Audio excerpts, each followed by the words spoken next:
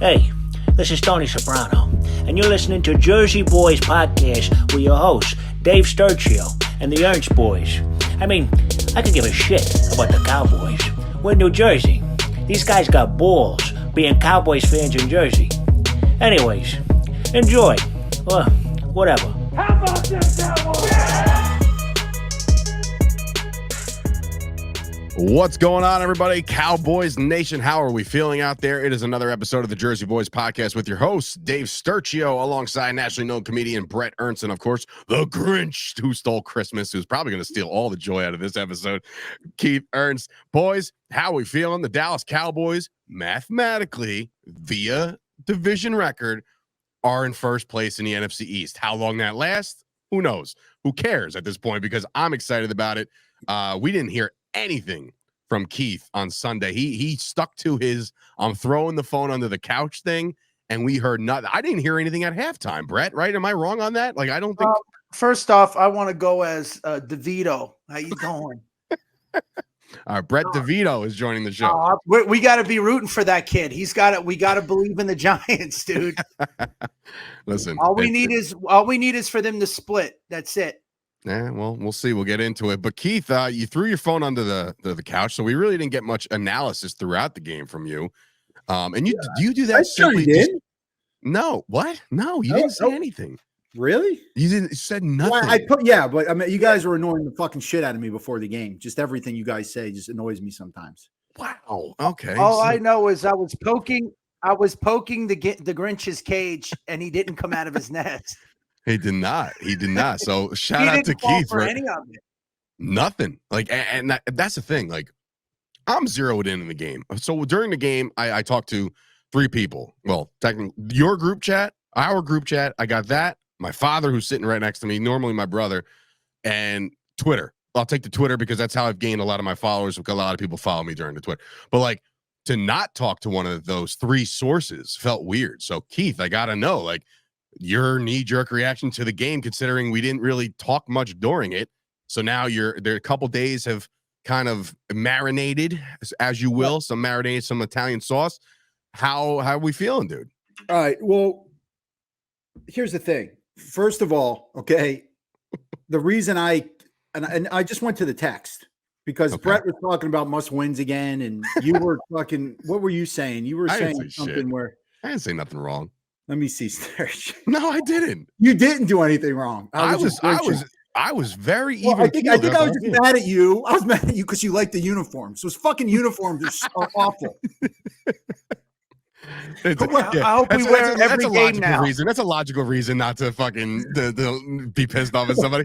I'm throwing my phone away. You like those stupid uniforms? It was mostly the must win, but then everything hit me at once. While I was arguing with Bret, and I saw those stupid jerseys and those helmets. Please, come on, man. Bro. 1980s Cowboys uniforms, 70s Cowboys uniforms. Those 1993, 94 uniforms that they use. That's not even them, though. That's not even them. What do you mean? Those uniforms are the newer version of those versions. I thought the jersey was the one from no, see, that's the one I want. That's the one I wanted. Was the White Rush, Keith. Yeah, that was the color rush. Even my dad. This must be an older person thing. Not throwing you guys in the same category as my dad. No, I think a lot of Cowboy fans do not like those jerseys. All right.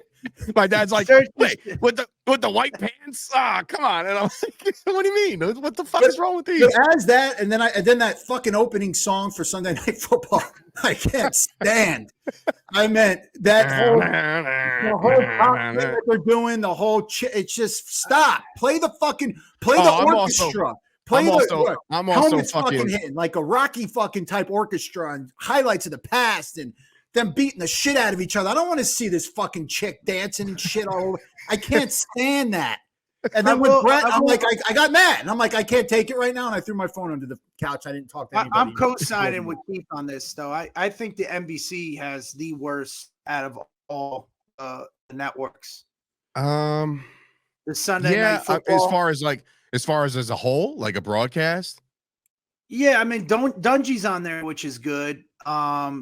You know, but as a whole, I like. I don't know. I don't like all that glamour. Chris and listen, Chris Collinsworth is the one who ruins it for me. All he does like is Collinsworth, bro. how can you, dude? All he does is blow and Chris everybody. Chris Collinsworth, I like him. I'm his son, though, by the way. It looks like he just graduated high school and just tripped and then fell into a stadium with a microphone on it in his hand. And he sounds just like his dad, which is even worse. And then the other Collinsworth was a savage, bro. He was a savage receiver. Yeah, he was a great receiver. He's an annoying ass broadcaster. So congratulations on your illustrious career on the field, but on the booth, you're just annoying. Like, here's a guy, like he understands that, and I'm just like, understands what, motherfucker? Dude, he's playing the game. Did you hear Troy Aikman on the when with the refs? When it was like 14 seconds left. Troy does not pull any punches when it comes to like the referee. He's so old school. He's like, come on, let's get the game going. Why the fuck is it taking 14 minutes for a review? Like, he's pissed, dude.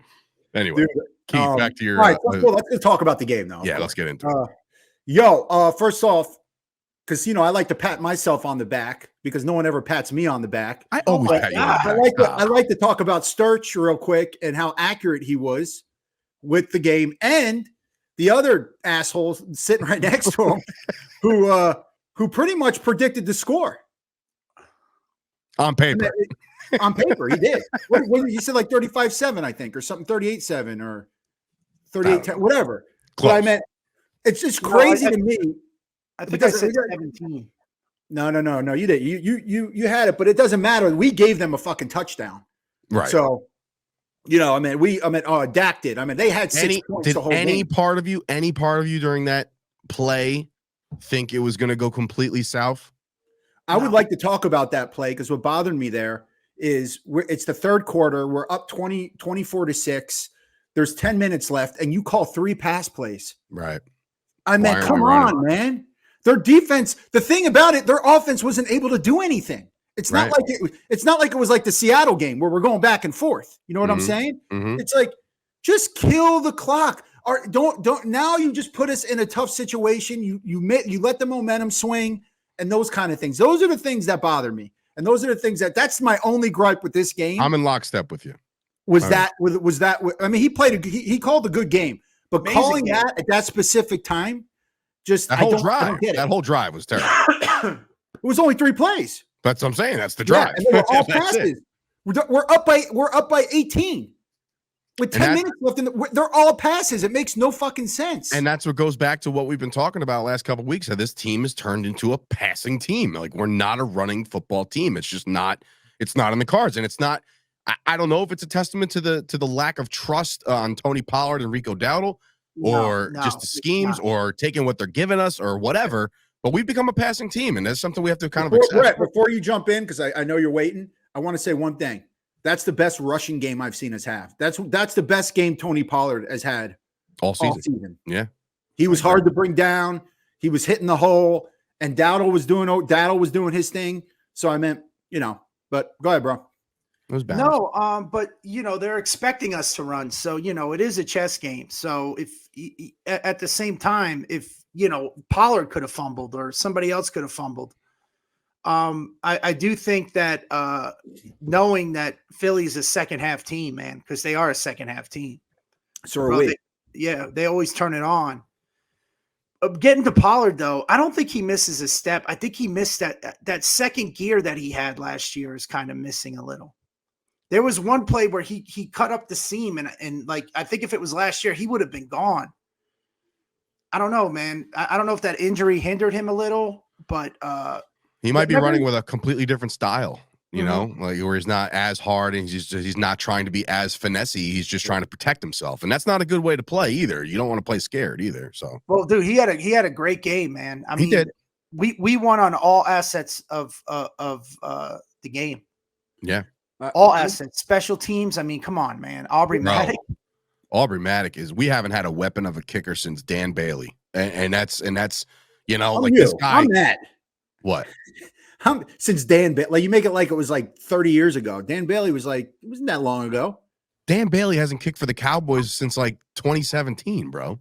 Yeah, it's not a long time ago. It's a half a decade ago. It doesn't matter. Last year we couldn't buy an extra point. Yeah. You know what I mean? So this is a weapon. Aubrey is probably the best acquisition we got, man. I mean, Jesus. And I know Bret, because we spoke on the group chat. I don't know, the other one disappeared.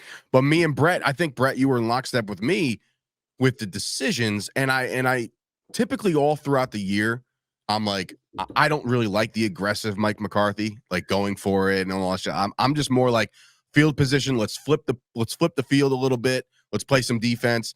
But for whatever reason, I was kind of on board with all of the aggression this week, where I'm like, you know what? Fuck it. Let's just go. Or let's just kick this massive field goal. Because I'm like, if you want to go for it on fourth down, that's one thing. But if you want to like set up for a 60-yard field goal, like let's be honest, the probability isn't really all there. I mean, like, yeah, he's home. Yeah, there's no conditions, and the guy's got a boot, and he probably would have been good from 70 on that first one. But like Keith, I mean, me and Bret were kind of timid. Are you cool with them sending out, just trotting out Aubrey for these monster kicks? Yeah, I am. I love it. And when I saw it, I was like, okay. And it's almost like what I think it is. McCarthy's trying him. He's like, I bet you're going to miss this one, motherfucker. Like, he hasn't missed yet. Like, send him out there. Let's see. When he lined up, when he hit a 60 and then a 59, and then he lined up for the 45, and I'm like, he's going to miss the 45. Yeah. That's going to happen. I thought he was too, Ash. But the funny thing with that is, they said that's the first time that's ever happened in a game. Where the first time ever a kicker's had 59 or plus twice. Yeah. Yeah. And a 40, I think the 45 or above 45 too, 3 field goals over 45 in a game too. I mean, look, he's an absolute unsung hero for this team right now. I mean, the crazy part about Aubrey too is he had more points himself than the whole Eagles team. He scored more points than the whole Eagles team. Yeah. Crazy, right? He scored 15. Even that last little fuck you field goal at the end. Yeah, you didn't need it, but exactly. You wanted it anyway. He went through the uprights on a kickoff. Right, twice. My dad's the same thing. He's like, did he just kick that through the uprights? And I'm like, holy shit. Yeah, I mean, look, it's effortless. Well, I want to go back to something though. Hold on. Yeah. So, bro, you're okay with those 3 pass plays that he called? I'm not, again, we have to take into consideration what they're seeing and what they're doing. Like even on those fourth downs, it's not just McCarthy going, we're going for it. The players are like, yo, we should go for it. Let's go for it. I mean, I'm fine with that. But that specific play calling itself. Yeah. When you're up by 18 and contradicting what you're saying, they are a second half team. So why would you want to give the ball right back to them right away with 3 passes when you could kill? Listen, I mean, you could run the ball twice, take the clock down, lose 2 minutes and then pass the ball. Maybe you get a first, maybe you got to punt back. But regardless, they're getting the ball all with 2 minutes gone from the clock, all the way back in their territory. So, but instead of just giving them a touchdown, But if they're stacking the box, knowing we're going to run, then you can make an adjustment. I'm all for it, but I feel like 3 pass plays were called. There was no check out of runs. You know what I mean? Like I feel like he was rolling the dice each and every time. And I just want the clock to run sometimes. That's all. Dude, it's so weird. Bro, I'm looking at the clock as soon as the second half starts. I'm like, how fast can this go? Can we just move the fuck on with this game? Because I don't want anything to do with the rest of this game. I just wanted to end and nobody get hurt. And unfortunately, we did get some banged up guys. It looks like Hankins is going to miss some time, but he took to his own Instagram, said he's going to be back sooner rather than later. So, that's good. It's not like a season ending thing, but he's a big one because that run defense up the middle. I love Gallimore. I love OC, 007. I love him. I like Mozzie Smith so far, but he hasn't really come to his own. That's what worries me down the stretch, but go ahead, Keith. How about, so when did he call Stephon Gilmore old, AJ Brown? Was that in the last game? Pre-game. In pre-game he did. Okay. Yeah. So do you think that maybe possibly that they were going to put Bland on him and Gilmore was like, nah, dog. Let me get him. Do you think that wouldn't surprise AJ Brown's their best receiver? You would think Bland would have been covering him, correct? No, if the best receiver, it has to be Gilmore. Gilmore's got the experience. Yeah, of course. Well, because Gilmore was covering. Then Gilmore didn't cover DJ Metcalf last game. That's what that was their best receiver. That's what I thought Bland was going with. I thought Bland was going to, but regardless, I love that shit talk. Regardless, Stephon Gilmore played his best game as a Cowboy, I think, minus, obviously no interceptions, but the big strips, the turnovers that you have seen, like that's been a little bit of, characteristic of this Eagles team, regardless of their record. They're 10-3, but Jalen Hurts is in the upper echelon of turnovers, and the Eagles team has unraveled a little bit, and the Cowboys were forcing turnovers. They weren't just right place, right time, right interception. These guys were punching balls out, ripping balls out. Like, this is the defense that we have all come to expect to see.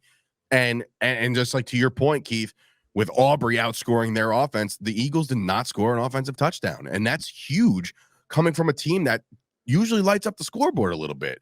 And if you look at both of these games, guys, like the Cowboys outplayed them in both. I think they had a chance to win the first one. We're 2 yards short from winning, and then we said, all right, I see you on that one. Come to our house. We'll see what happens.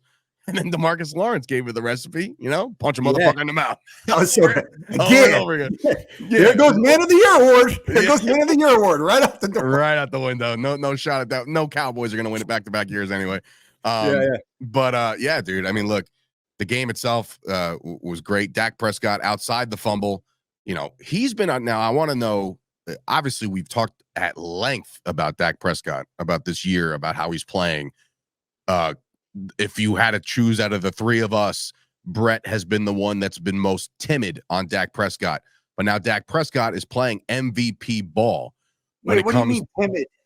You have not been you haven't been the biggest Dak guy throughout the course of our podcast. Oh, yeah. This year, you're on him. I'm saying I'm on this year. Yeah, so on the contract and all that other shit was happening, and which, by the way, there's an article came out today that shit is looming. That extension is coming for Dak. He's going to pretty much finish his career as a Cowboy eventually. But when you look at this kid right now, the way he's playing ball, and he went out there in his post game and said, I didn't play my best ball. We should have put up 50 on the Eagles. Do you see that as a good thing, or do you see him overstepping his bridges a little bit? Well, there's one thing that I'm on record for, okay, and it was also about this new offense and this offensive scheme for him. This West Coast style offense is perfect for him. It really is. And remember when I brought up that Troy Aikman interview when he was talking about when what was his name, the offensive coordinator, Norv Turner, when he said Norv Turner saved his career. Because Norv came in and played to his strengths, and they weren't forcing certain passes that he wasn't that good at. This is what you're seeing now, and I think I don't know. Was it Chris Collinsworth was talking about how Dak was trying to say, you guys, it's like this is a whole new world for him. Like it's almost like he was selling this type of offense. Yeah, he said in their production meeting he was selling them on Collinsworth and Mike Tirico. He was selling them how excited he sounded when he was explaining how this is all coming about. And it's about footwork. It's about everything that Dak Prescott has put together. And like you said, outside of those first couple of weeks where we're kind of the identity of the team was undetermined, Dak put the team on his back offensively. He's been absolutely nuts. And going into this week now, going to what was this, 15 seconds? Yeah, week 15. He's now on across all platforms, wherever you can get your bets. He's the odds-on favorite to win MVP. Yeah. That's insane. When he started the year, he was plus 2,200. He is now plus 160. I don't care. I still wouldn't take it. No, I'm not saying to take it. If I went back, I still wouldn't take it. Well, back then, no. I mean, unless you want to put $100 because I'm saying if you want to put $100 and say he's going to win MVP, bang, you cash. But now, it's him and it's Purdy. And I guess you can throw some votes in there for Tyreek Hill, but I think McCaffrey, man. McCaffrey's not even in the conversation, bro. He's not even. Who else should be in? Debo Samuel, fucking Debo Samuel. Now we could talk about that in a second because I definitely want to dive into, the MVP race with Dak. But touching back on the Eagles game to put a bow on this one, they really did play a complete dominating game of football. There really wasn't anything bad outside of the Dak Prescott fumble 6, I guess you can call it, with that fat motherfucking Jalen Carter, he rumbled down. And then I'm like, I see Zach Martin like hustling after him. I'm like, please just stop running, Zach. Like, don't pull up limp. Like, we don't need you to go out and to try to like be a hero here, bro. Just let him score. But yeah, man, look. This game, I mean, look, man, it was a statement, but it was more it's different. It wasn't just we beat the Eagles. We beat I mean, outside of us, probably the second or third best team in the NFL. Now, with this win, Bret, do you think that the Dallas Cowboys are the second best team in the NFL right now? It's still hard to say. I mean, you know, you have that top 5 that can keep moving, but right now Niners are 1, and I would put us or Baltimore at 2. Yeah, Baltimore's playing good ball too. Both sides of the ball. Lamar's playing at a very good level too. I want to talk about some Eagle fans real quick. Sure. They're the fucking worst, by the way, because you know they do shit like I was in a group chat with some of my friends, right? And they lose. You'll talk to them. It was after the game. And by the way, another thing, I can't do this. What I can't do is when I'm drinking White Claws, okay.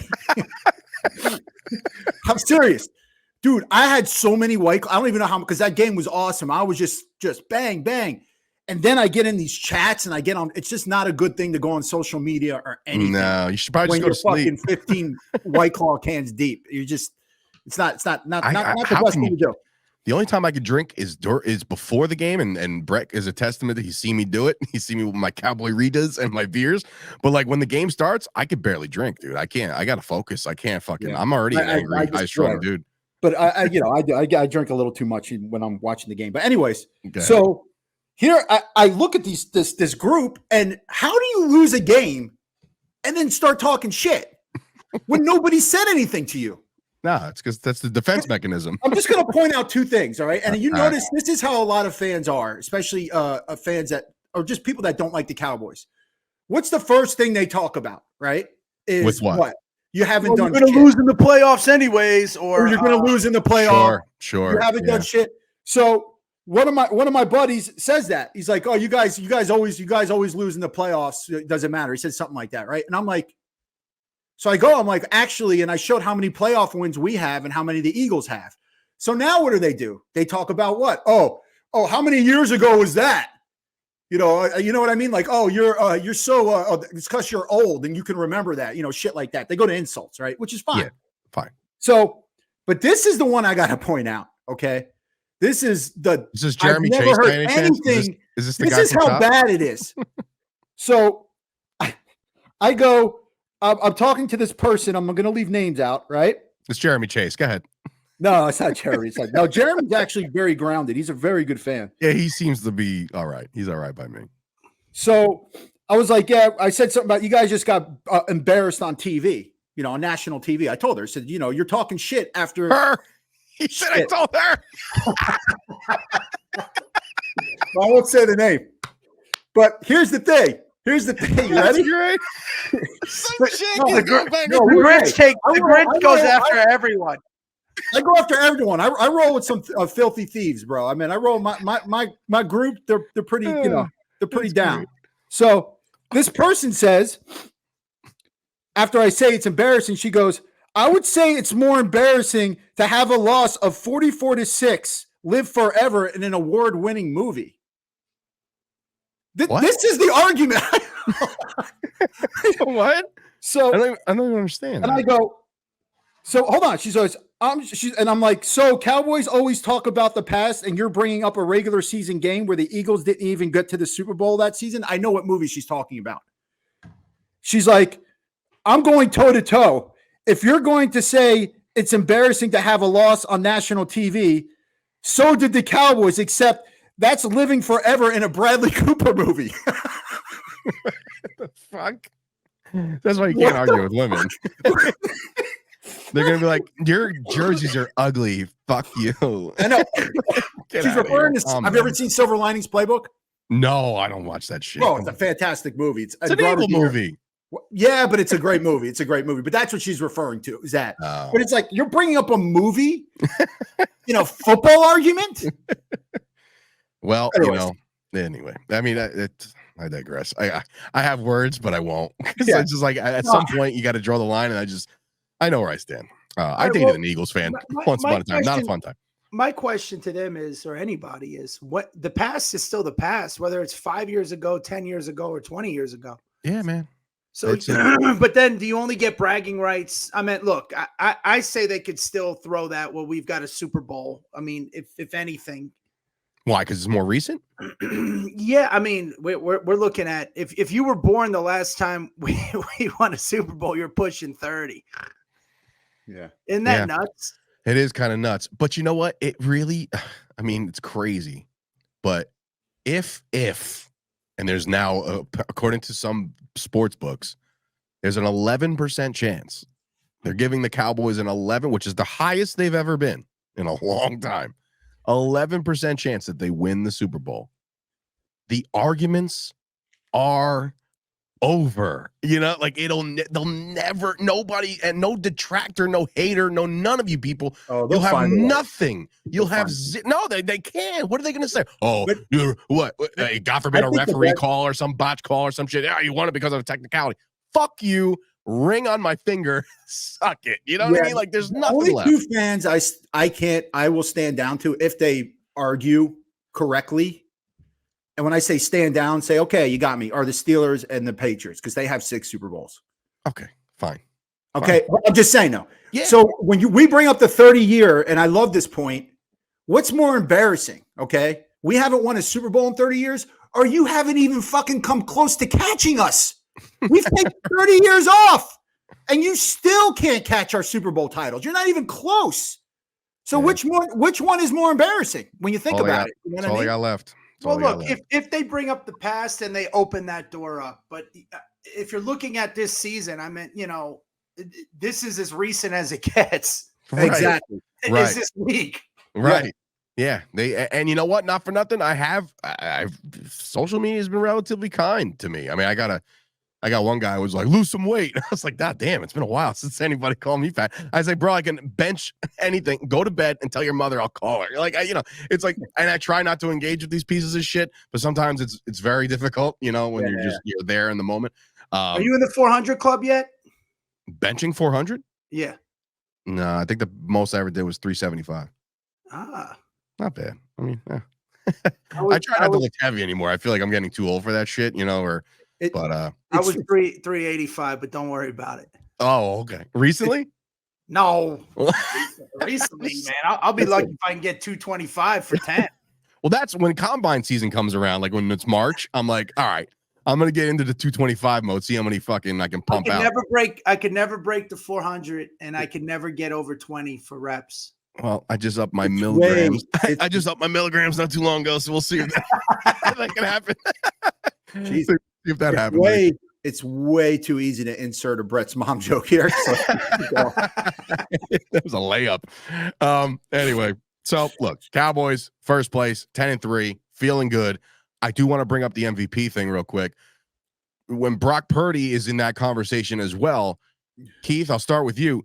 Do you think it's, I don't want to say unfair, but like he does have Debo. He does have he's that guy. He's got him, he's got Kittle, he's got Christian McCaffrey, he's got pretty much the most talented dudes around him.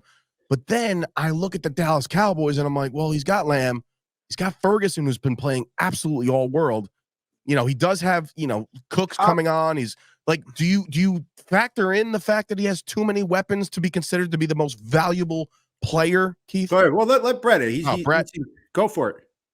Bro, go ahead. Man, they all go hand in hand in football, bro. It's all hand in hand. They're playing that way because he's playing that way, and they're catching his balls, but he's hitting them while they're open. I mean, football's a very unique sport, man, where every player is getting better by every other player. I remember years ago I read something where in order for one play to work, I think the minimum is 9 guys have to be doing their job, right? So like that's out of 11. So that means you got a real small margin for error there. Yeah. On offense, that is. Defense, obviously plays can turn into you or a guy could fall down.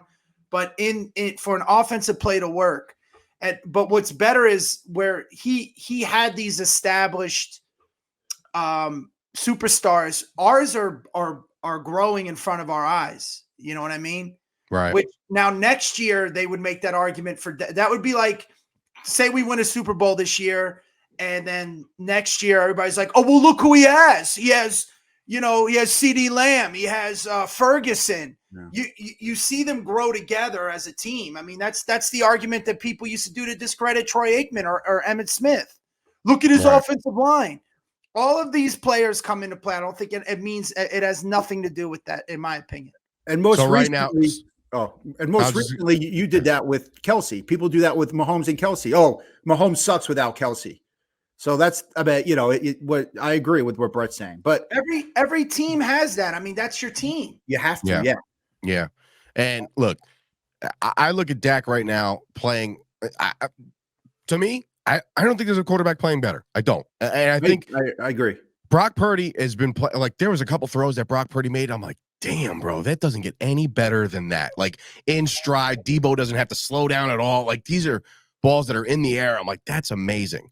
But Dak Prescott's playing on this Kobe Bryant Mamba mentality. Just fucking, you gotta take this from me. Nobody's taking it from me. Like he's playing at a different level right now, and I think that's why clearly the books see that as well too. Like he's a favorite for a reason. If you're asking me who I think Dak Prescott over Brock Purdy, right. And a lot of with Brock Purdy, like I've said, I agree with everything Bret's saying, and I'm not saying any quarterback at all could quarterback the Niners, and they'd be doing the same thing. But his 7-yard outs to Debo Samuel and him breaking for 65 yards. See, I'm different with that. I know, but I'm just saying, that helps. No, but I'm different with saying that there are some quote lesser quarterbacks that I think that if we're on that team could really look fucking phenomenal. Like a Geno Smith, like a No, dude. I'm telling you, man. And I'm not taking anything away from Purdy because he's having a fucking amazing year. No, but I'm saying he's having an amazing year. You are. No, but I'm saying he's having an amazing year. But I think if push came to shove, they'd still be a very good team with anybody else. How about this? Trey Lance couldn't do that when he was starting with them. Jimmy Garoppolo couldn't do what put that offense. Jimmy Garoppolo got to a Super Bowl, dude. No. But it was all defense. They couldn't score. They're a scoring machine with Purdy, man. Yeah. Oh, look again. I think he's great. Now, just give the nod to Dak. Look what Cooper Rush did when he filled in. I mean, they won with Cooper Rush, right? Now that's kind of similar, but Cooper Rush wasn't putting up the offensive points that Dak is. Right. You know what I'm saying? I mean, look at some of the. What I'm trying to say is, go ahead. No, I was just gonna say, so the Niners right now hold the same record as us, right? 10-3. They obviously throttled us on national TV. We all saw it. It's all good, but in those 3 games that they lost, Debo wasn't there, right? And Brock Purdy looked like a shell of himself. Maybe there's something to that. You know what I mean? And I'm not saying that we, knock on wood, have been pretty blessed with no injuries on the offense. As far as any of Dak's weapons, but like I said, that's probably the only reason why I would give it to Dak right now is because it is a recency thing. It is down the stretch thing where these the awards are really earned, and Dak right now during that 3-game skid that the 49ers had, Dak absolutely crushed.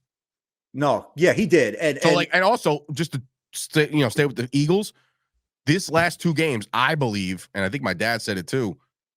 This takes out Jalen Hurts of the MVP conversation. Out. No shot.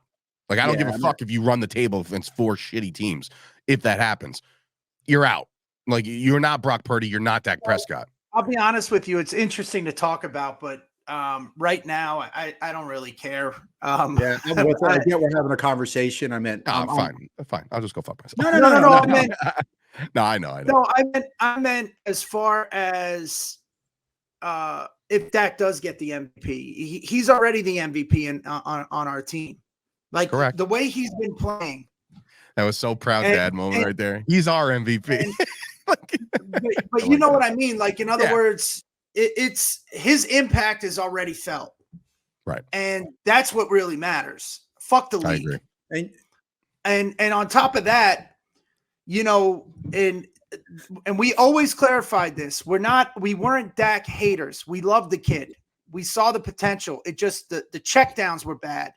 The decisions were bad. And you know, we put a lot of it on him, but it obviously could have been the offensive scheme. I mean, you know, Kellen Moore, we used to talk about him complicating things and Dak complicating things, but maybe it was just too complicated. Maybe to me, it looks like Dak's first year, our offense was simple because he was a rookie and he played great. Then we got into these, like, you know, these weird schematics where like you would see these stupid calls or these plays that were going on offensively. And Dak was doing okay, but he never crossed that great threshold. New offense is a combination of both, where it's simple, but it's still making those plays, those big plays, you know. So to me, I mean, I wouldn't trade. And you know me, man, I was his harshest critic. And before the season, I was like, I was really hoping and I anticipated he would have a good season. But I love this kid, man. The way he's playing right now is fucking unbelievable. And that's all that matters right now. I mean, fuck the NFL. They're MVPs. Who cares? Yeah. I would say, too, that, you know, it does help, like with Debo. I mean, you can see why Purdy fell those 3 games with Debo Samuel, because you take the number one receiver, your number one receiver away from any quarterback, you're going to fall. Look what Tyreek Hill last night. They couldn't do shit without him. Tua and the Terrifics, right? They couldn't do anything. I bet go back to the 1996 96 season divisional playoff game against the Panthers. If Michael Irvin doesn't go down on that first drive, we win that game. That was 8. I mean, you just get. I mean, and that's what's going on with CeeDee Lamb and Dak right now. They're on another level. They've been playing together. They practice together. He knows where to put the ball. That's very important. You can't just throw another receiver in there and say, "Okay, now do what this guy does." I agree. You know, so and also Ferguson, man. They're you know, I used to say that, but I made the comparison to improv. I don't know if you've ever seen bad improv, right? Sure. Improv works great when you know everybody. And it's the same thing with the receivers. You develop timing together. You just know their next move. You're anticipating you know, it's such a tough chicken and egg argument, you know? But right now, and dare I say crescendoing, I mean, this is these last games since even the Eagles game we lost, they were playing great. Yeah.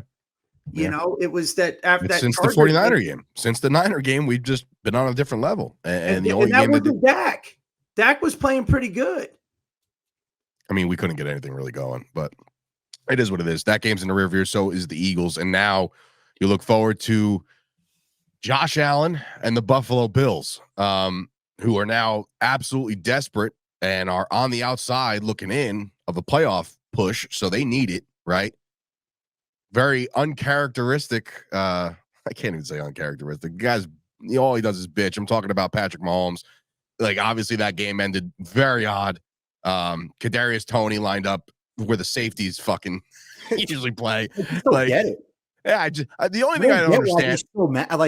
I don't get that. That's the thing. So, from what I gather, right, he didn't obviously see the play until the next day or when he gets in the locker room, right?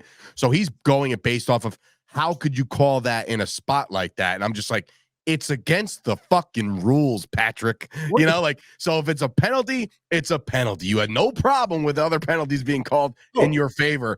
But now all of a sudden you call this one in a very pivotal moment. Dude, that's it. You got burnt. Kadarius Toney, not a first-time offender on this. So it's like, maybe Toney is just fucking clueless. You know what I mean? Like, somebody posted something and I forgot about it. And I should have went back before, but I guess that happened to us against Green Bay with Jalen Tolbert. People were saying that it happened again in the Philly game. Oh, there was a call offensive offsides. No. They're saying, because remember how that game was tight with Philly? Yeah. That it happened with Tolbert on a big play that, and I have to go back to see the I would have to go back and see that too. But they called it back because of him. He was offsides, but you don't see, he's just a little. You don't see it a lot. It's one of those things. Listen, Micah Parsons is held on every play. Like, I know. every play. And him and It's not Miles even- Garrett, did you read that? That they both like went to the league and said, look, just because we're hard to, we're superstars and we're doesn't mean this should be allowed. It's like they're letting them do that because it's the only way to stop them. Yeah. Well, guess what? This is why you have these players, because if you have a pass rush like the Browns do, like the Cowboys do, your defense is better for it. You don't see them doing that. You can't even the playing field by not calling holding calls. It's like with Brady, like every time he threw a completion, they're like, oh no, that doesn't count. You know what I mean? Or something like that. Yeah. Where they call penalty just to slow him down. It's it's rough. Cool, Patrick Mahomes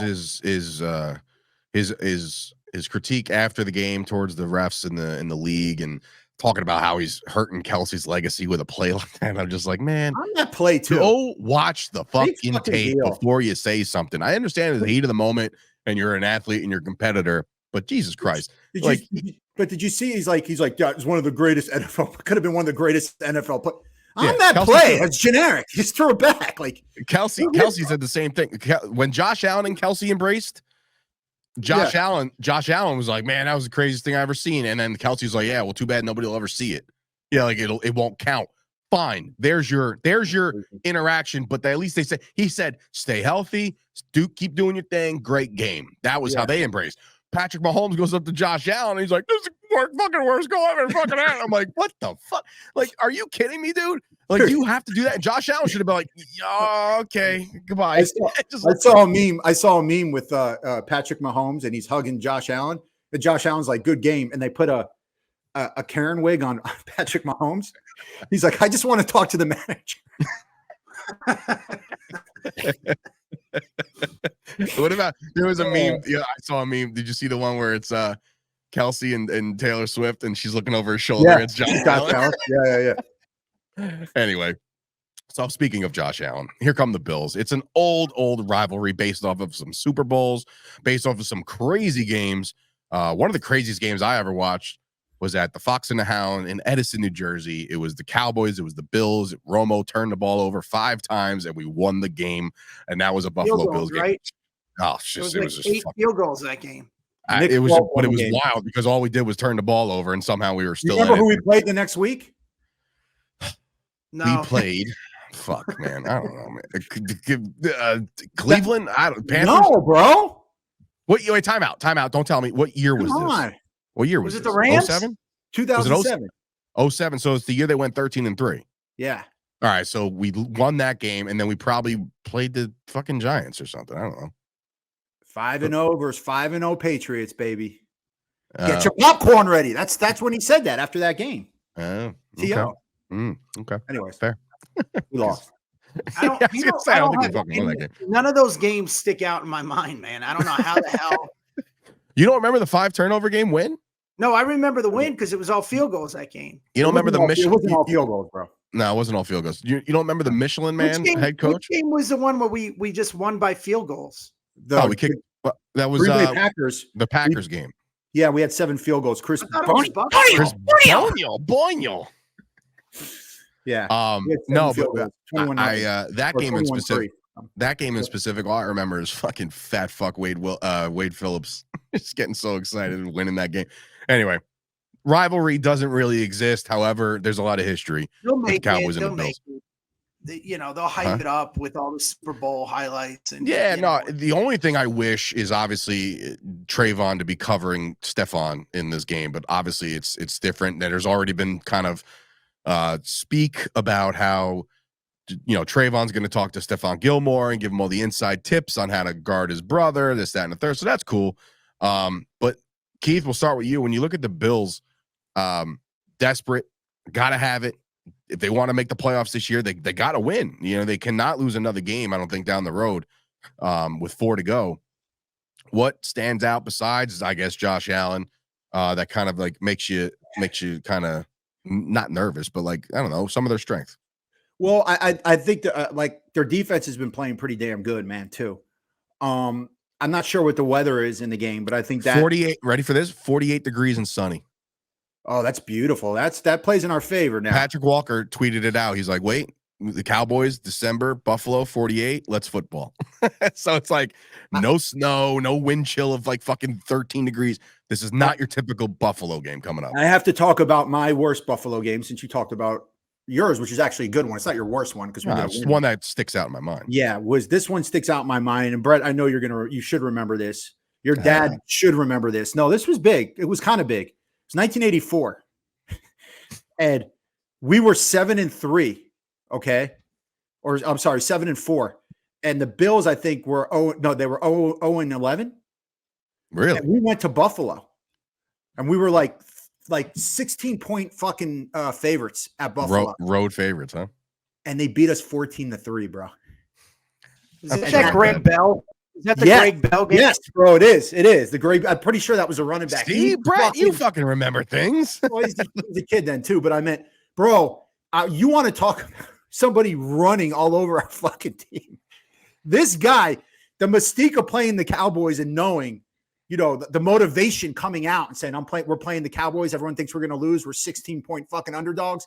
You could see in every step this guy took. Just ran all over us. He may have had over 200 fucking yards rushing, if I remember. But anyways, as far as they go, I'm worried. I know you already brought up Josh Allen. To me, the last few weeks, now I haven't watched the condensed version of the KC game yet. Mm-hmm. But I have watched other games, the Eagle one and other games he's been in, and he's playing on another level too, man. The score's not showing it.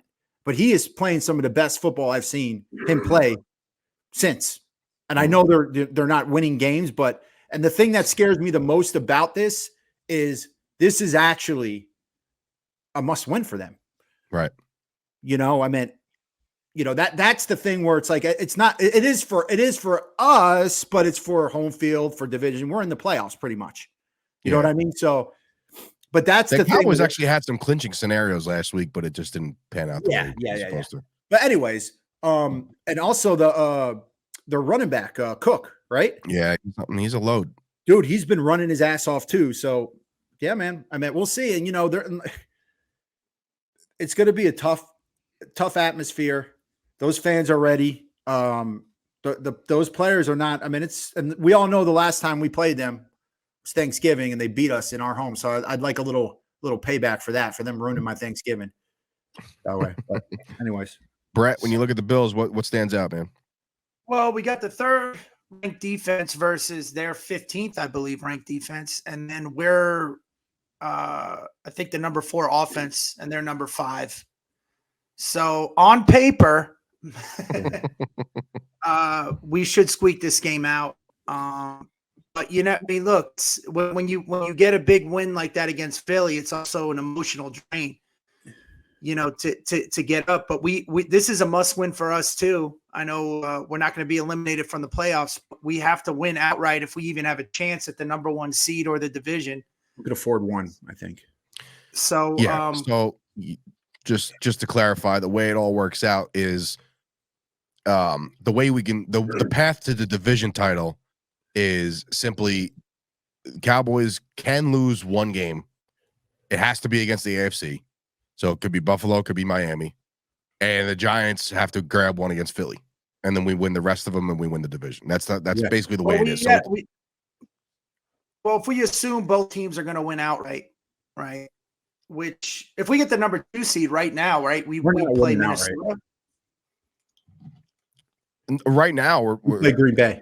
Right now, we're playing Green Bay. So I want to kind of get away from that. I do not. I don't see us. Let me ask you a question. Do you think there's more of a chance of us going 3-0 in the next 3 games or 1-2? I don't think they drop 2. I would say 2-1. Yeah, I think out of those scenarios, I would take 3-0 over 1-2. It's kind of weird, man, because just based off the way, look, the Bills have been in a lot of tight games. They've lost a lot of tight games, right? So they've gotten the shaft on a couple games. They're a tough team. They're also desperate. What I saw out of Miami last night is, I'm not looking ahead too far, but I'm just saying, like, Miami, they're good. Tua has been playing great. Tyreek Hill's in the MVP conversation. He's about to go for 2,000 yards. So if you just look, the Titans had the blueprint, right? We don't like using that, but the Titans had a way to stop these guys. I look at the Detroit game with the Jimmy Johnson. induction thing, I think the Detroit Lions are on the wrong side of the trend right now. They don't look very well. I think what's this guy is bit off a little bit more kneecaps than he can chew. He's definitely a little bit more aggressive. So, and it's not paying off. And then there's the Washington game. So realistically, I think the Cowboys can probably go 13-4. That's at best. The worst would be 12-5. But yeah, I could see the thing with Miami, and we'll get into it because I did watch the condensed game of that last night. Miami? Yeah, the Tennessee game. Just watch the game. No, we're both on the same time, and I was doing something too. So, right. but I was gonna say that is the thing that scares me about their offense is if you do watch it, and you should. I watched the game. All right, so Tua gets rid of the ball in 2 seconds, dude. Yeah. I mean, there's literally, I know they got to him a couple times, but that's our recipe. You just don't want to give our pass rushers any fucking time, but we're not talking about them right now. Right. So, but with Buffalo, I think I mean, are we doing predictions yet? No, not yet. Right. I mean, we're kind of there. So, I mean, if you want to break it all down and put some predictions on it, let's do it. The reason I didn't look at the reason I'm not going to look at where their offense is ranked or defense is ranked, and I did that purposely with them, is because they're a different team than they were. Buffalo's playing way better than they were in the first half of the season. Agreed.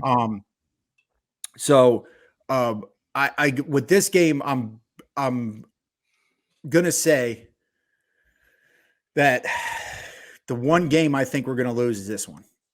I think the atmosphere is gonna be electric. I think Buffalo really fucking needs this game. They've lost way too many games to good teams. They finally beat the Chiefs. I just feel I feel I could see the text coming in from Sturch saying we suck. We're not going to win anything. There goes the division. Just give it to the Niners. Listen, I'm actually at the point now. You got the 10th win. You feel good about it. Can the division title happen? Yes. Do I think that the Cowboys would be the hardest out as a 1 seed? Absolutely. If they got the 1 seed, it goes through Dallas. We're going to the fucking Super Bowl, and I don't give a shit. We're not losing at home. No fucking chance. These guys play. No, I'm telling you right now. I'm telling you right now.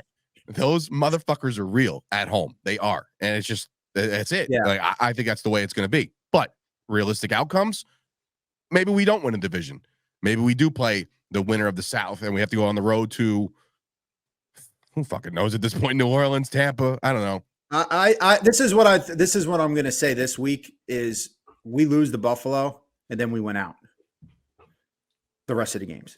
That's I could see, I mean, I can see a double-digit win by Buffalo too. I know y'all don't want to hear it, and I hope I'm fucking wrong. I don't see that. So I say, all right. So are we on predictions right now? We're on predictions. Yeah. So Keith, I want to ask you this. You're saying that the Cowboys lose this game. You'll give a score, but give me how. Like, why do the Dallas Cowboys trip up in Buffalo? Well, I think it's going to be one of those things where it's going to be Super Bowl atmosphere for Buffalo, and it's not going to be for us, if that makes sense. So you think the crowd is going to take that much of a big? Not only the crowd, I think the players. I think they have this circled, man. This is a huge game for that city and for them. This is pretty much. I mean, and look, I'm not saying Buffalo's better than us. That's the funny. I think we're better than them. It's just the wrong time to play them. That makes sense. And Bret brought it up, and he's so right. We just had such a big win. I mean, look what happened when the 49ers beat our ass on Sunday night. What happened the next week? They lost to P.J. Walker and Cleveland Browns. Yeah, but I don't know. No. Look, this team is going to want it more. Buffalo's playing the best football they've played. Buffalo is playing the best football they've played all year. And, and when you say I see drop balls, I see missed assignments, I see turnovers, I just see a place penalty. You see turnovers. Yeah, I just see things happening that it's just going to unravel, and maybe we pull close. I don't know, but I don't see us winning. And I say something like, 17-30 or something like that. Ooh, you put the low score first. Yeah. It's like Well, sacrilegious. Sturch I get really cringed out with that. Sturch is he's not happy right now. He looks like No. I just hate when people say the low score first. I think it's just like weird. I don't know. Well, it just the sounds Cowboys weird. score, that's why you said it first. Yeah, I know. I get that part, but it's just like, whatever. So 30-17, the Cowboys lose this game to Buffalo, according to Keith. Double digits. Double digits. So a 13-point win by the Buffalo Bills. Brett, you're second. You went last week, so let's hear you out on what the Dallas Cowboys do in Buffalo. I think we're gonna win, man. I do. I think there are those factors, those emotional factors, but now's the time of the season where there's a lot of scoreboard watching. Even though Eagles are playing Seattle, I think Monday night, right? Yeah, Monday night. Is that game in Seattle or in Philly? In Seattle. So, I mean, I know Keith doesn't like the term "must win," but this. What, bro? No, I don't. Must win. It should be you. To me, it's used if you're going to be eliminated for the season. If you're going to use it now, different definitions of must win. We're not doing this shit again. Yeah, go ahead, Brett. This is a need to win. We need to win if we're going to stay in the in the hunt for the East and possibly get a week bye and get the first seed. What I love about this team and what, I know we had some penalties again, but it's a pretty disciplined team, man. And they're running pretty smooth. And I don't know, man. I think we're going to win this game. I really do. You got a score? That's the tough part. Maybe 24-10, I don't know if we're putting 30 points up on them or more. But you think it's a 2-score? You think it's 14-point win? But see, my attitude towards this game is probably the same that the Cowboys have towards this game. It's like, the Eagles, I was so focused on this Eagles game, I don't know, man. I don't see us self-destructing this the way we're playing in a season. I mean, it's going to be close, but I think we squeak it out. Well, squeaking out. I mean, 24-10 isn't squeaking it out. So, I'm just trying to make sense of that. But I maybe like, oh man, yeah, I would say 24-10. I'm still going with that. Well, man, you could do a score. You could just say that, digits or whatever. All right. So you got him 14-point win. Keith has a 13-point loss. Well, let's see. Well, Josh Allen's going to put, let's say 24-17. Okay, so 7. So that's more realistic, squeaking out esque. So fine. We're not running away with this game. Okay, so last week I said that the Cowboys would get up 7-0. There will be a turnover. They get another score. I said 14. They wound up kicking a field goal, and then just kind of coasted from there. Kind of spiraled and gave the Dallas Cowboys a nice little comfy cushion. This week I'm going out the other way. And where the recipe for the Cowboys is to get the lead and hold the lead to win games, this will be the game that Dak Prescott has to come back and win, and he'll do it. Like, I think that the Buffalo Bills, listen, we just played the Philadelphia Eagles, who were touted as the second best team in the NFC and maybe second best team, third best team in the NFL, right? So, like, we beat them. Now, if it was a drawn out, drag out, fight 15 round, just fucking Apollo Creed, Rocky type style where they just kick the shit out of each other, I'd say the Cowboys would have a harder time with this one.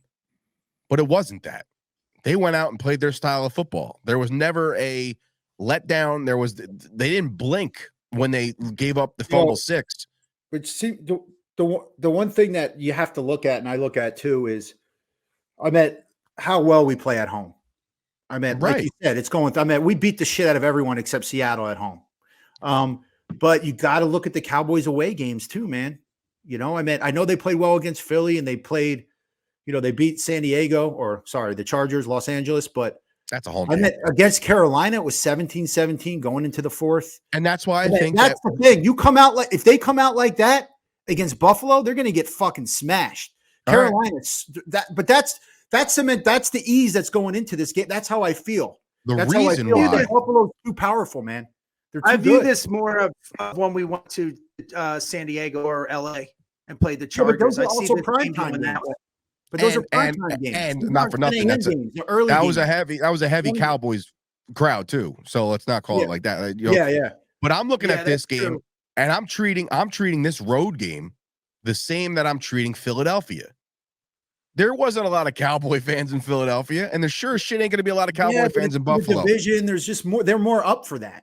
That's my whole thing. This is going to be different. If this Cowboys team is different, like some are saying, and we can't. I hate getting ahead of it because it just leads to a fucking harder downfall if it all comes crashing down. But if this Cowboys team is different, like some are saying, they take care of business in Buffalo. Buffalo is in a position that they're in for a reason, right? There's a reason why they're fighting for their lives right now. It's because there's been times where that team has been exposed. So I think the Cowboys are a much better football team than the Buffalo Bills right now. And also, you look at that, but like, how do they lose to New England in Buffalo? That's what I'm trying to say. Yeah. So how do the Giants should have beat them in Buffalo? There's a lot of teams that should have beat them. Those are very logical points, but I just feel like the weekend this is falling on, the time it's following on. All that I would say if it was going to be -6 and snowing and ice, and I'd be like, you know what, the Cowboys are just not going to play up to this. Definitely. The fact that it's like an April springtime feel game for this. Yeah, I like the Cowboys in this game, man. I'm not going to be shocked. I'm not going to sit there and like, I can't believe they lost this game. I'm not going to be shocked by any stretch, but I am going to also put some confidence in this team to go on the road and beat a very good, like, soaring Buffalo team, meaning Buffalo needs to have it. They just beat Kansas City in Kansas City, the hardest place to play, with the crowd and shit. I think the Cowboys are going to go in there and win a football game and continue their way and their path. And then I think that, we look at Monday night and who knows, maybe fucking Seattle picks off the Eagles. Who knows? You never know. It doesn't matter. When I was talking about how the game would go, I'm obviously not talking about the atmosphere, but the way we played against the Chargers, right? I think we ended up winning by a field goal. And then and the way we played against the Eagles, where we ended up losing by inches. I think that's the way this game's going to go. And it could go either way, but that New England is such a good point. How did they lose to the Patriots in Buffalo? And that's a division game. That's probably why, right there. That's probably why they lost. They know. Yeah. What I'm saying is that we're talking about these must-win scenarios for Buffalo, and but there is a reason why they're not like to Sturch's point. They're losing games, man. Yeah, but they've been the last few weeks. They've been fucking balling, man. Well, they've been something got woken up. I'm telling you, that's not the. They're off an emotional win too. That's what I'm saying. Like, the Cowboys throttled the fucking Eagles. No matter how you look at it, they beat them by 20. It wasn't that I can't believe, like, they're not dragging out of there like, oh, what a game. I can't believe we pulled that out. No, they beat them up. The Bills, however, needed that offsides call to win that game. That's be honest. How is it silly? That's what happened. I know, but it's a whole game. There's a lot of other plays that happen. Well aware, but they still won. We almost had that Josh Allen looking at the lights kind of deal, like, I can't believe this fuking happened again. Yeah, but they would have just tied the game anyways, right? Well, if you go position for position with Buffalo, right? Because they got great receivers as well, and they have one good receiver. Powerful offense. Who's their tight end? Their tight ends are deep. It's Dalton Kincaid, who's a rookie, and then there's Dawson Knox, and then their tight ends are good. Their tight ends are good, and they're building a rapport with Josh Allen, and their running game has come on. James Cook can do a lot of things out of the backfield. The receivers are limited, man. The receivers are Stephon Diggs, Gabe Davis could have those games where he scores fucking 4 touchdowns, right? But then also there's games that he completely disappears. I think the argument is not the argument. I think we're going to put up points. It's just, is our defense going to be able to stop them? I think so. I think they will be. Question. And Josh Allen has been a turnover fucking machine too. And we're bringing up losses and how bad. We fucking got our ass kicked in Arizona. That was week fucking 3, man. I'm just saying though. I know. Well, the Patriot game wasn't too far from week 3 when they lost. My point is that, we're different teams now. That's all I'm saying. Yeah. Buffalo's a different team. We're a different team than we were. We're a much different team. And they're a different team that lost And Dak Prescott's a much different quarterback than what we've had him in specific. Listen, again, I'm not trying to convince you or sway you, but I'm trying to give you a reason I made why. My prediction, and you stick to it, and that's fine. God, I'm fucking wrong. Well, Keith is also basing it on patterns of the Cowboys in the past. I mean, again, this is all we have to go on. It's not like it's not just the Cowboys, though, bro. It's just patterns of the NFL in general, and just NFL teams and how this happens. Shit like this happens. It's that game. Well, it just seems that, like, all right, for instance, would it be considered would it be considered a trap game? No, because the trap game is when you're looking to the next opponent. Yeah. So we're not looking at it as a trap game, right? Mm-hmm. We're both teams. Know what name for it? Say what, buddy? So I don't know the name. I don't know what we could call it. Yeah, so we couldn't categorize it as a trap game because I don't think we're going to go in taking them lightly and looking to play Miami. No. We also got to look at it as, again, we got to stay ahead, and every game counts. I don't know, man. I don't know. I see us winning this one. I just hope we get out injury free. Knock on wood.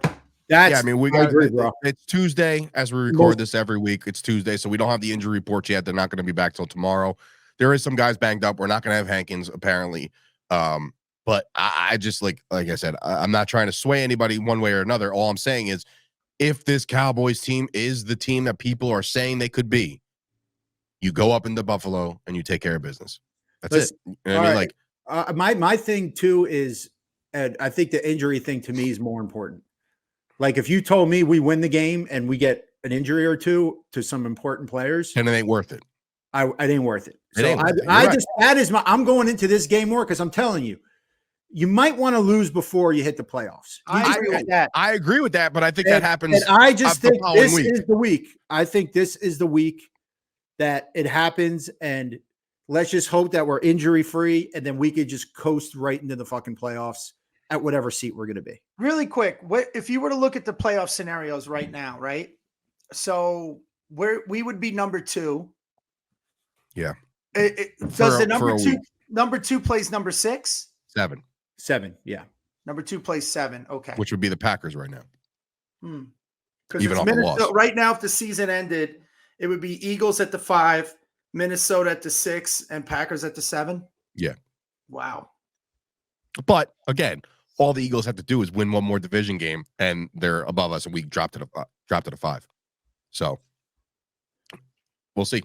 We'll see how it all plays out. If we don't get the bye, I'm not mad at the 5 spot. I'll be honest with you. Well, it's just an extra game. That's all you really look at it. I mean, everybody but the 1 seed has to play the same amount of games. You know what I mean? So it's not like the 1 seed's going to be away game. Let's just arbitrarily say that because the 49ers beat the Eagles already, right? And the 49ers beat us, and the 49ers schedule looks to be a little bit more cupcake than others. Let's just say the Niners get the 1. Fine, right? So that means all roads go by the 49ers. What you hope thereafter is that Dallas is at least you would want the division at 2, because then you get the home game in the first round, and you potentially get a home. And you're gonna get, if you win, you're basically gonna get a home game in the second round. You know what I mean? So the 2 is very important to me. The 5 is not impossible, because then you're looking at a lesser team. When I say lesser, I mean that the NFC South looks like shit, no matter how you cut it. And there's nobody going to get red hot now. They all fucking stink, right? So they should take care of business. But the problem is, if you're the 5, guess what? You're more than likely going to see Philly or San Fran the next round. They got to change that, and I get it. I think they will eventually. The division, all right, fine, you win the division, but if you're I would say you make it if you're over 2 games or under 2 games of a record, meaning like if you're 9-8 and the team you're playing is 13-4, it should be at the 13-4 spot, and it should be. It used to be that way. Then they have to do like a conference thing where it's like 1 through 7, no matter what division you're in. It's not fair. I mean, how the fuck can you win a division with 6 games and get a home game? I'm saying, like the NBA or the NHL, it's top 8, and then the higher seeds get the home field. That's just the way it is. With this, you have a dog shit division. Same You fucking way. remember Same shit it played last year with the fucking Bucks. Yeah, but do you remember when the Chargers, I believe it was the Chargers, were 8-8, and that Peyton Manning team was like 13-3, and they didn't win the division. I think maybe I forgot Titans won or something. So they had to go to San Diego, and they lost. Yeah, but it's like this fucking team is third. Like, how is that even fair to give them a? I don't know, man. I think in the 70s, and that's why there's divisions in football. Yeah, I think in the 70s there was no home field advantage, if I'm not mistaken. Oh, they played like a neutral place? No, they would play like they would switch. Like I think that's why the 72 Dolphins. I remember reading something like that. Is that they actually beat the Patriots in New England or something. Like they didn't really have that home field advantage back then. I think that became a newer thing. We'd have to look that up, but I'm almost positive. But in any event, with that being said, we all have made our predictions for the Buffalo Bills game. It's going to be definitely a big test for the offense, for the defense. The Bills are playing very good football. I got the Cowboys. Brett's got the Cowboys. Keith thinks this is the week they kind of trip up a little bit. And obviously Monday night, all signs are pointing towards the Eagles and the Seahawks. If the Cowboys do trip up, yes, we become huge Seahawks fans. But again, it's almost not the end. Like even if the Dallas Cowboys lose a game and the Eagles win a game, and the Eagles all of a sudden have 11 wins and the Cowboys have 10, again, the Cowboys can win the rest of them. The Eagles can lose one to DeVito and the Giants, and all of a sudden, you got yourselves a division title. So I'm on the DeVito bandwagon right now, buddy. There's so many reasons for it. His buddy that's dressed up like the guy from Bronx. His agent. His agent, yeah, his agent. It wasn't his fucking agent. With his Italian horn hanging. Yeah, bro. I know you said you were indifferent on it. Like, is it shameful? Is it like giving us a bad look as like real Italians? Like, it's fun, man. It's too much. We're not a bunch of fucking snowflakes like the rest of the country. That's what I'm saying. I think it's great. That's I think funny. your boy Money Monaco said it was a really good tweet, and I'll pull it up real quick because it's one of the ones I retweeted last night. It was very good because he's a funny fucking dude. First of all, Moneyline Monaco he's a fucking hilarious dude. He goes, how much Italian is too much Italian? The answer, there is no such thing. Hashtag the Vito family. So, and it was basically the video. You can't really see it, but it's the video of the entire family kissing each other. Really, did you see the tailgate? Bro. Holy shit. Yeah, dude. The whole fucking DeVito family in the building, bro. The whole family, strong. And they were even feeding Green Bay fans. Yeah, they were doing the God's gift, really. But you know what? If something's gonna happen, like if they're gonna come after it, it's not gonna be us. It's not gonna be Italian people, Italian Americans. It's gonna be like some fucking white college kid indoctrinated, fucking coming out. He's like a quarter Italian. He's like, and it hasn't even had. He's like, you guys was like Christopher Columbus, and he was a bad man. Yeah, like, shut the fuck up. Not all Italians do this. We're not all in the, like some. Just shut. What do they say? What do they say nowadays? Right now, it's gonna happen. Culture. It's culture, bro. Anyway, this has been another episode of the Jersey Boyz Podcast. Let's go, Cowboys. We'll talk to you guys next week. Hey, this is Tony Soprano, and you're listening to Jersey Boyz Podcast with your hosts, Dave Sturchio and the Ernst boys. I mean, I could give a shit about the Cowboys. We're in New Jersey. These guys got balls being Cowboys fans in Jersey. Anyways, enjoy. Whatever. How about this, Cowboys?